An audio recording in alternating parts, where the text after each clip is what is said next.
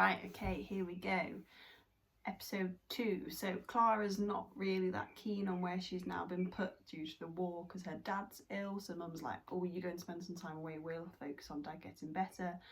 She's gone to her aunt and uncle's house, but it doesn't seem all that friendly. They live in the estate of an earl's house, and they've got all this big fancy garden, but she's not allowed to touch this. She can't go near there, she can't go near here. But as she looked out of her small little attic window at the hothouse, the greenhouse, a boy was coming out the greenhouse, but then when she looked back, he'd disappeared. Oh, and remember, there's the secret in that of the envelope. We don't know what's in the envelope yet, but I'm guessing it's important. She's kind of tucked it under her mattress, and that's as much as we know. Chapter 3. Locked Door. Clara was being held down by a large grey and white husky dog, its fangs barred and ready to bite a chunk from her throat. No, she squealed, batting the dog away. Its fur was wiry, not as soft as it looked. The dog bore down on her. Get off, get away, she yelped. Her fingers clawed and grabbed and pinched. Stop it, you silly, silly girl. Clara jolted awake and sat up in bed. Mrs. Gilbert stood over Clara in her half-dark, funny little mouse-like gasps coming from her mouth. Clara's fingers were curled around something soft. Her dream sprang back at her. Unclenching her fists, her eyes widened. Wisps of grey dog's fur lay in her palms. She touched them with her finger. They were thick and wiry. Heavy footsteps thumped up the stairs. Mr. Gilbert stood at the door in his nightshirt, his bare legs like a scrawny chicken's. What in heaven's name? He said, stepping into the room. Clara looked from him to the fur in her hands to Mrs. Gilbert. It was a triangle, which made no sense.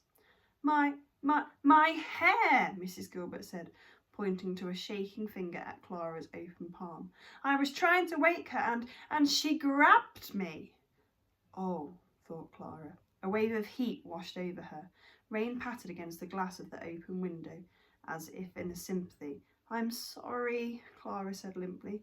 I was having a nightmare about a big dog. A dog, Mr. Gilbert said. He tilted his head and stared at Clara. It was at my throat, Clara said, touching her neck gingerly, but there was no fang marks. She glanced down. There was no slash of crimson blood staining her nightdress. My hair, Mrs. Gilbert squeaked again, patting her head. Clara held out the fuzz in her trembling hand. She wasn't offering it to Mrs. Gilbert. That would have been rude, but it wasn't hers to keep either. Mrs. Gilbert's slap was sharp and stinging. Her hair floated from Clara's hand onto the floorboards like a falling cloud. Clara brought a hand to her cheek and thought of her father. You are brave, and when you are brave, you can be anything you want, he would say to Clara when tucking her up into bed. Anything, she would reply eagerly. A dog-sledging explorer travelling over snow-capped mountains, a hot air balloonist soaring over scorched deserts, a botanist making fantastical discoveries in the Amazon jungle, a doctor who can mend my poorly lungs. Just be brave, my Clara, be brave. His eyes would go milky and far away then, like he wasn't sitting in Clara's sunny bedroom, but somewhere else entirely as he coughed and coughed. And Mother fussed and fussed with handkerchiefs and cups of tea. At school, Clara would drink in everything the teacher said, like she was the thirstiest girl in the world. For Father said knowledge was the quickest way for Clara to achieve her dreams. But what he didn't know was that many of her ideas he imagined for Clara's future gave her the occasional violent nightmare filled with sharp-toothed dogs, angry-spitting camels, and swamps so deep they could swallow her whole. Get dressed, Mrs. Gilbert hissed. She pulled her window shut with a bang. You can scrub the cottage floor while I'm at the big house.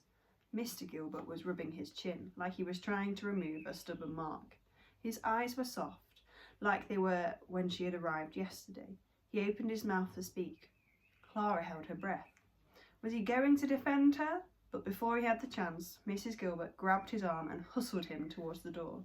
Clara sat rod straight, her arms clasped around her knees. She strained her ears to hear Mr. and Mrs. Gilbert's whispers from the floor below.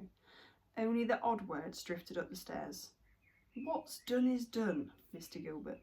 Harder than I thought, Mrs. Gilbert. Must do as her parents ask, Mr. Gilbert. Is it for the best, Mrs. Gilbert? A tear slipped down Clara's sore cheek. She wiped it briskly with the edge of her sheet, which was worn in places, but was clean and smelt of rosewater. She had only been slapped once before in her life, by her mother after she had run into the road at the school gate and almost got bowled over by a horse and cart. Her mother's slap to the back of her legs had hurt, but it would have been a well-deserved warning, like a bee sting. The cheek slap Mrs. Gilbert had dispensed had been full of fiery intent. The crocheted blanket on Clara's bed was like the garden outside her window, a patchwork of muted browns, earthly greens, and dusky yellows. It was homemade, a muddle of dropped stitches in places. How could Mrs. Gilbert's angry, red fingers have made something so lovely? Clara reached down the side of the mattress to the gap in the stitching. The envelope was still there, but she wished with all her might it wasn't, and that it was with the rightful owners. Pulling it out, she held it to her cheek and closed her eyes and tried her hardest not to think about home. As her mother said, this was just for a short while. The water in the pail wobbled as Clara carried it up the stairs. She kneeled and began to scrub the wooden floorboards on the landing outside Mr. and Mrs. Gilbert's bedroom. The chestnut brown branches on the bottle green wallpaper gave the effect of being in the woods on a gloomy winter's day, and did nothing to lift her low spirits. Is this the type of adventure you thought I'd be having? She asked her mother in her head. Why is Mrs. Gilbert so mean? She doesn't seem to like me one small bit. But then again, she had accidentally pulled out a clump of Mrs. Gilbert's hair, so maybe it wasn't that surprising. After a bad start, things had deteriorated even further. Clara poked the door of Mr. and Mrs. Gilbert's bedroom open with the toe of her boot. Hello, Mr. and Mrs. Gilbert's room, she said softly, laying a hand on a dark wooden dresser. When Mrs. Gilbert's last came to stay, Clara had been told to call her Aunt Elizabeth. Why could she not address her as Aunt now? Referring to her as Mrs. Gilbert seemed odd and rather formal, like she was addressing a school teacher. Her nose wrinkling, she stood at the window, watched the light dance on the small lake which formed a watery boundary to the southernmost edge of the gardens. Moorhens chattered in the reeds, they're the small little black fluffy ducks. Geese squabbled. Leaves from the trees whirled to the ground, drifted into the water and floated away like small boats on an exciting journey. It made her spirits lift a little. On Mr. and Mrs. Gilbert's double bed lay another beautiful crocheted blanket, except this one was duller than the one on her bed, a cross-looking haze of greys and blacks. Clara was somehow not surprised that Mrs. Gilbert did not like bright-coloured things. When she had swept and scrubbed the floor, Clara slipped back onto the landing. There was a door next to Mrs. Gilbert's bedroom. Clara turned the brass knob. The door didn't open. It was locked. A frown pulled at her forehead. Mrs. Gilbert had told her to scrub all the floors in the cottage, hadn't she? She bent down and peered through the small keyhole. The room was decorated in the same dark green wallpaper as the hallway. A wooden bureau sat under the window. On top of it lay a pile of papers. They looked like envelopes. A made-up bed stool stood against one wall. The fireplace was swept and laid. Hello, little woodland room, Clara whispered. What are you doing? Mrs. Gilbert stood at the end of the landing in stockinged feet. Her cheeks were flushed and strands of hair were escaping from her cap. I was just cleaning, like you asked, stammered Clara, standing up. Mrs. Gilbert's eyes were bright, like someone had lit a fire behind them. Leave that room alone. Do you understand? She whispered, taking steps towards Clara. Clara took steps backwards and clutched at the wall. Was she going to be slapped again? I said, do you understand? Mrs. Gilbert repeated. Her eyes were grey as flint. That's a type of rock. Clara nodded until she felt her head might wobble off and roll down the hall. Mrs. Gilbert glared at Clara, opened the bedroom door and slammed it so hard a small chunk of plaster fell from the wall and plopped onto the floorboard near Clara's feet. Clara picked it up and laid it in her palm. She gazed up at the place on the wall it had fallen from. A flap of wallpaper covering the plaster had come loose. Standing on tiptoes, she reached up and carefully peeled back its edges. Paper had been layered on paper.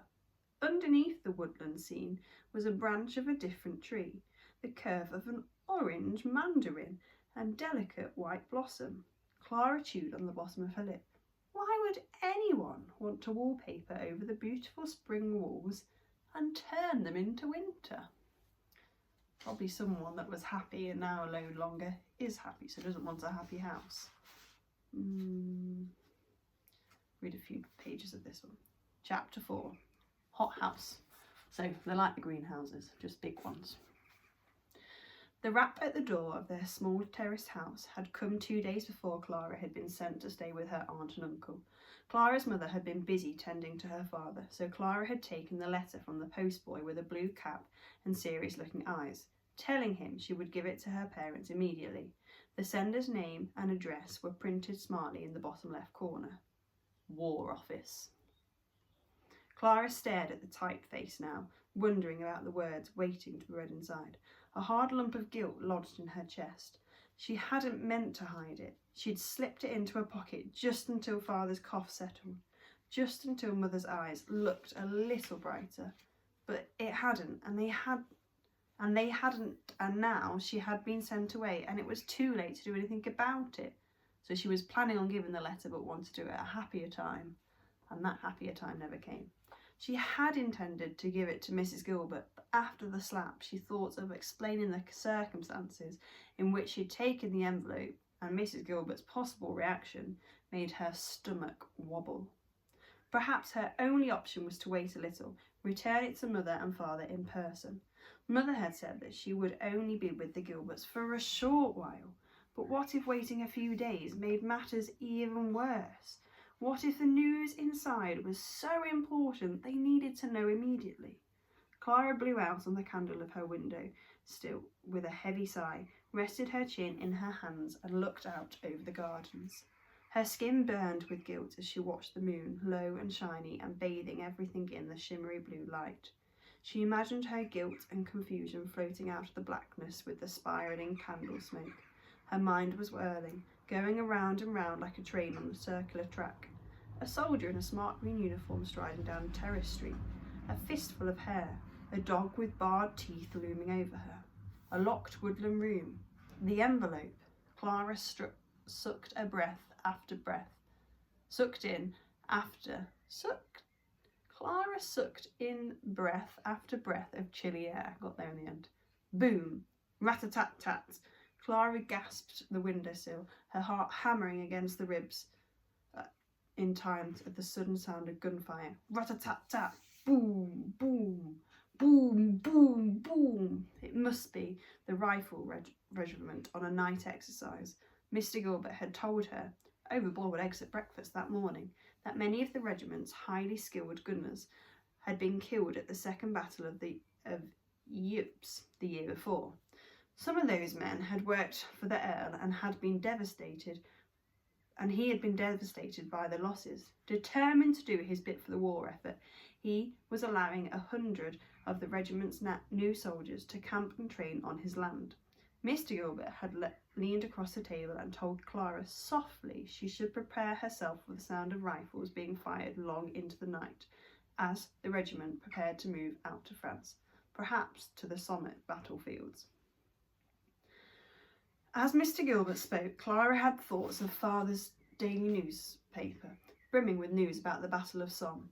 The early reports had been positive, told of few casualties and many successes, but Clara's father had shaken his head and said the reality was quite different and that she shouldn't believe all that she read. If her father was right, that meant there was a chance some of the new soldiers camping and training on the Earl's estate would not return.